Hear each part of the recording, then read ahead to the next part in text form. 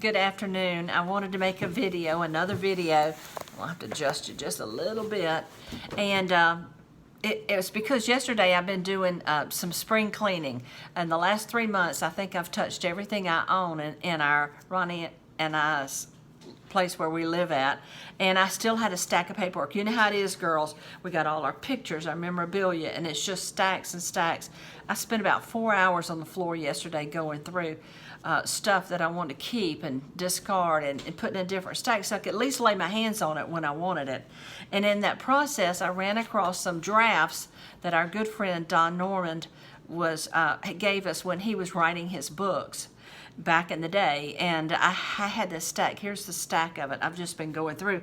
Well, I put it on the table last night on the dining room table, got up first thing this morning and said I've got to look through these things and read and see what I'm keeping and what I'm going to do with it. And I actually have the books that Don wrote, but there's just something about the fact that he gave us his drafts to spell check and to read ahead of time before the book ever got released.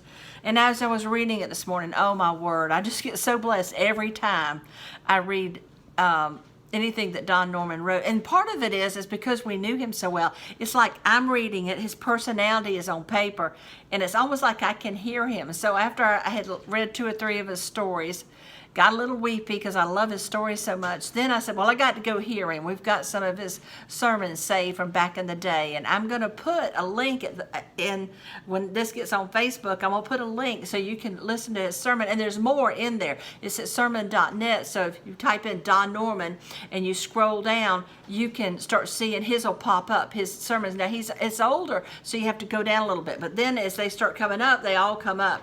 I just grabbed one and listened to it this morning. I'll share one, but there are more, and they are all good. I can't even tell you how good they are, but I wanted to read a couple of stories to you. If you got time to listen, I think they'll bless you. I hope they bless you like they blessed me. He and Cindy were in was it Rhodesia, and they were going to build a church in Maple Rain. And you know, his wife Cindy's still alive. She's in her 90s, and God bless her. She was a part of what made it all come together. She and Don did everything hand in hand. I don't know that Don would have done as much as he did if he hadn't had his beautiful wife Cindy by his side. And you know, there are some people that make a quiet, soft, gentle impression in the earth. Don had such an outgoing, loud personality. He made a deep impression in the earth. So I'm just going to read to you a little bit. So my head's just looking down. Please just forgive me. And this title of this part is called Maple Rain.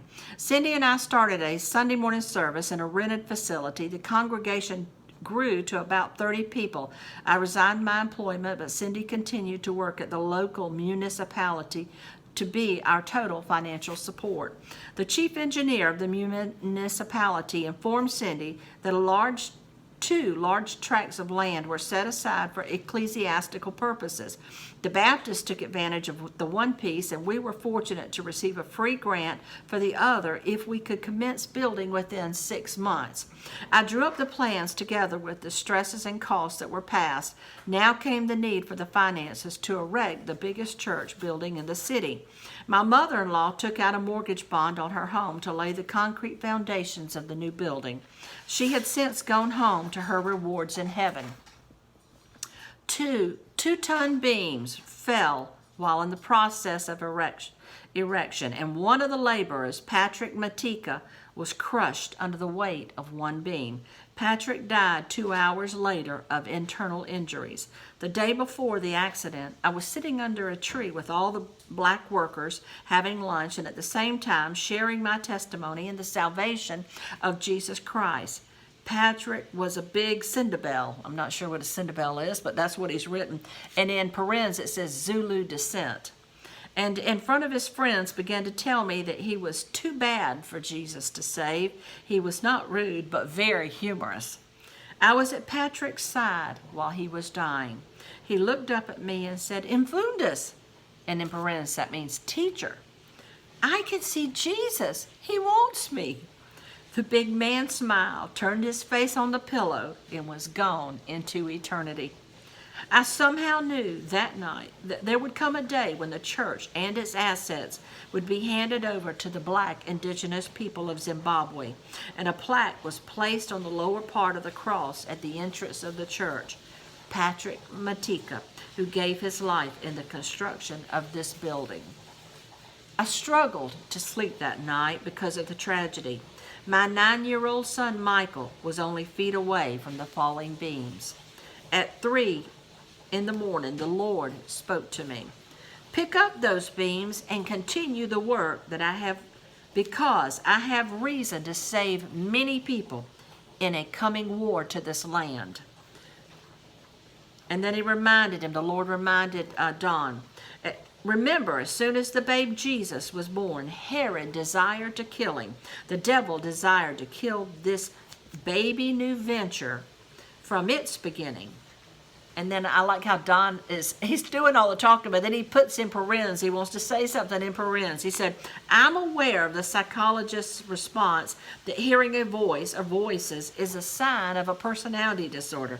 Though I agree with some accounts of mental problems with certain people hearing voices, of which I will speak about later in this book, I write my experience at this late hour of my life, prepared for the criticism for those who follow the teachings of Sigmund Freud and Carl Jung and claim to have all the answers of the human mind.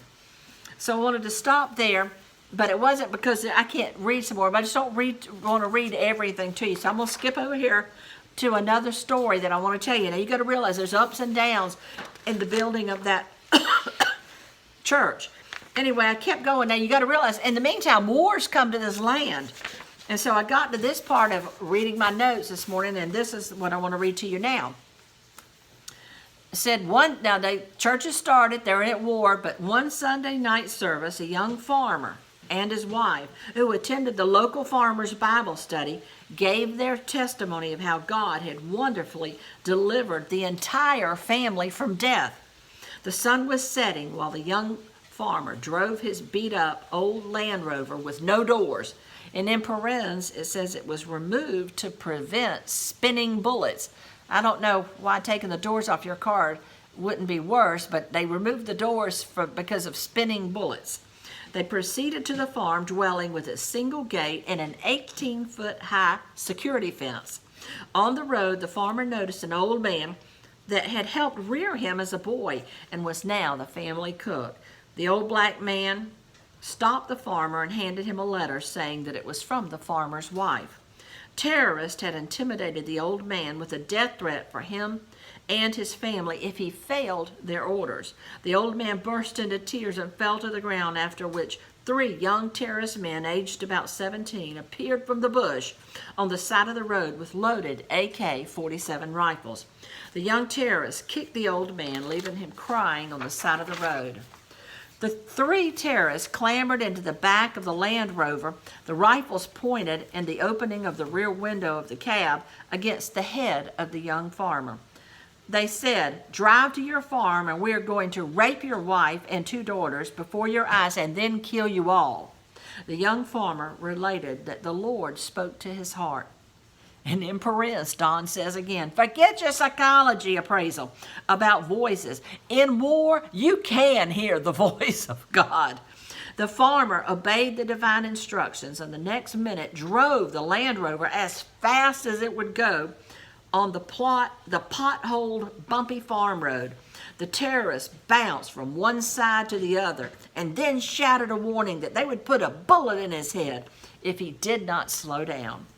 The farmer answered calmly, as I die, so will I swerve the steering wheel and we will all die together. One of the young terrorists immediately jumped from the vehicle and was dead on impact with the road. The other 2 terrorists continued their threats as the Land Rover picked up greater speed down the hill to the farm gate. Just before the farm gate stood an enormous gum tree. The farmer obeyed the second half of the divine command and aimed the vehicle like a missile at the tree. About 10 yards before the head-on with the gum tree, the farmer obeyed the third voice of the Lord. Swerve to the left! The vehicle overturned. The second terrorist was impaled on the tree, crushed by the truck bed. He was history. The farmer was thrown out of the doorless vehicle and landed a few yards away with a broken ankle. The remaining terrorists survived the impact with no harm. He scrambled for his rifle so as to finish off the helpless farmer. Suddenly, there was a rifle shot. The farmer's wife heard the noise of the oncoming Land Rover and ran for her FN 7.62 rifle. She was ready and shot the third terrorist between the eyes. You gotta love it. I love bold women. She knew if I don't kill him, he will kill my husband and then me. She just took care of business. I gotta love that woman. God bless you. All right, so I'm gonna skip some more. There's more stories in there. He talks about everything, and it's just going on. He's speaking and speaking. I'm gonna finish this off. It says unannounced prayer meeting. This is the next subheading. And this will be the last one that I do. Anyone passing the Mabel Rain Chapel every morning noticed that the lights were on. Inside were people praying because a relative or loved one was up in the bush fighting the war. See, the war's still going on. Some were just praying for farmers and those living in the war zone. This prayer meeting was not announced on a Sunday service and did not appear in the church bulletin. Life and death made great men and women of prayer. They came regardless of the gas rationing. He says petrol. I guess they didn't call it gas, they call it petrol rationing. Kay Esnoff never missed the 5 a.m. prayer time with her 2 small girls because Raul, her husband, was up in the sharp end of the Bush terrorist war. My daughter Jill was an operating nurse during the war. One afternoon, Jill called me from the hospital. Raul Esnoff has just been flown in. His throat and jaw are blown to bits from a hand grenade blast. The surgeons have removed 3 pounds of sand from his respiratory system and have wired up his jaw, lining his teeth up in their places. Jill said, "Dad, there is no hope for Raul. He will not live, and if he does, he will never be able to talk again because of the excessive damage to his vocal cords." Later we learned that Raul had thrown himself to the ground because of gunfire and never saw a terrorist roll a hand grenade toward his prostrate frame. The church was packed the following morning with people praying for Raul, who lay unconscious in the hospital for days. In prayer, God revealed to my heart that the young man would live and that he would be able to speak again. Kay was encouraged. Raul came through the ordeal, but the entire medical staff confirmed that he would never be able to speak again. This thing is sliding, I'm sorry. The prayer warriors of the 5 a.m. prayer meeting called on God for a miracle and total restoration. I was allowed to be at the hospital when the doctors removed the wires and clamps from Raul's jaw, after which I asked Raul a question. "What is the name of the Son of God?" Raul answered with clarity, "Jesus, Jesus."